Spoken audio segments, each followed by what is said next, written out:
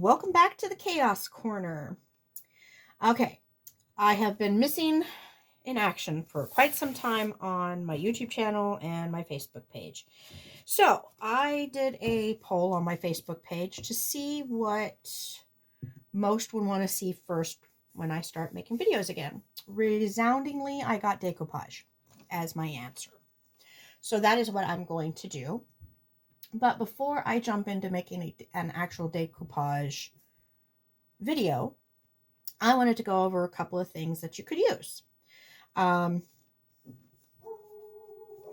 This is the probably the best known item for decoupaging with.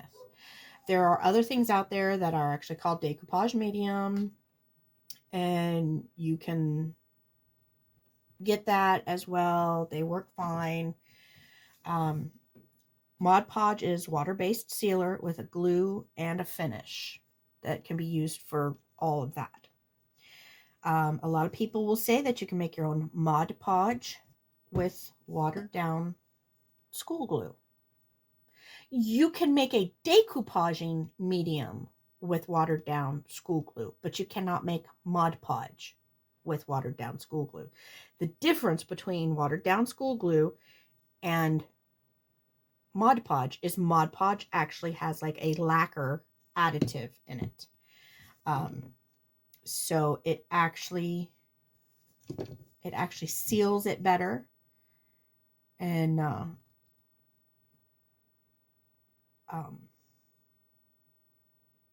it doesn't get, you can't re-wet it as easily as you can school glue. I think that's what I'm trying to say. Now there are all different kinds of Mod Podge. I think there's like 7 or 8 different finishes out there available. I myself have matte because I like to work in matte a little bit better. Then there's the luster, which is gloss. And then here at my house, I have this one. The blue label is Mod Podge Dishwasher Safe Gloss. I'm not so sold on that. I'll cover that at another point in time. For some other applications, you could probably use spray-on glue, but that gets messy and it's harder to work with, so I don't really recommend it. But it is, you know, if need be, you can do that. Okay, moving on. You need something to, like if you're working on a large flat surface, you might need to have something to help you smooth out some wrinkles. I got this at the Dollar Tree. But there are lots of different versions of this that can be used. These are found more in like your card making section in the craft stores. If you don't want to have a specialty tool, you can use an old credit card, an old driver's license, a ruler, anything with a nice firm edge, even packaging sometimes, you know. So there's lots of different things that you can use, but you need something with a nice firm edge, firm straight edge that can help you smooth out wrinkles. Then you need the fun stuff. You need the paper. And you can use all different kinds of paper. You can use printed napkins.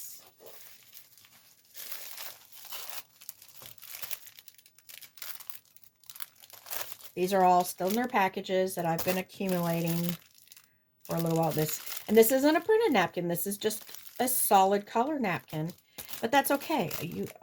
In my project that I have in mind, I'll show you how to use just a solid one with the patterned ones.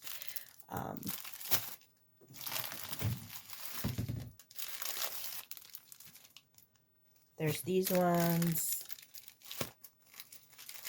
These two are accenting ones. This one is a cocktail napkin, and then this one is a guest napkin. You can also use printed tissue paper. So I have this one. I have these ones.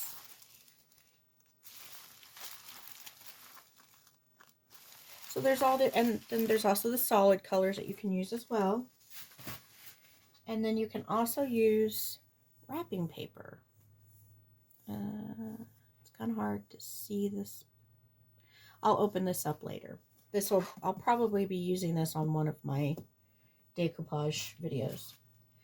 So if you're using napkins, there's a little bit of work that you have to do before. And I'm going to go ahead and say it here, and then I'll also say it in the tutorial. But napkins are usually a 2-ply, and you have to see if I can get this started. There we go. I think I see it. You have to pull off the back part of the paper. I used to be like, oh, why bother? It's so thin. You can just go ahead and do it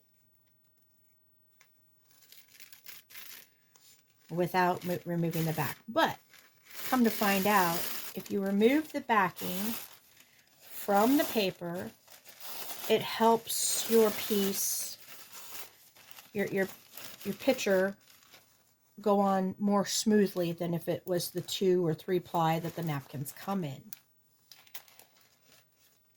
Okay, and then of course you need something to decoupage. That could be anything. That could be a piece of wood, piece of plateware, cutting board, glassware, just about anything, even ceramics. I'm thinking about decoupaging this little elephant because he's super cute, and if I was going to paint him, I would have a problem doing color, and I'd just be like, oh, this is an elephant. I feel like I need to do it in grays. Even though I know there's no wrong way to art, I would end up being like, no, he needs to be painted grays like an elephant because he looks so real. But I'm not going to do that. My mom has a couple paper mache elephants that have been decoupaged. So I thought this might be a nice little accent to go along with those ones. And she loves elephants, but they have to have their trunk up. I'll probably talk more about that in the actual decoupage video. So that's my quick little rundown about items that you're going to need for decoupaging. Oh, you're going to need some form of brush to help apply the decoupage medium of your choice, and also to apply over top of the item that you're going to decoupage. Okay, that's it for the quick rundown of supplies. I'm going to list this video separate, but I'll do an even quicker rundown of supplies on the tutorial. So for now, I'll catch you on the next one.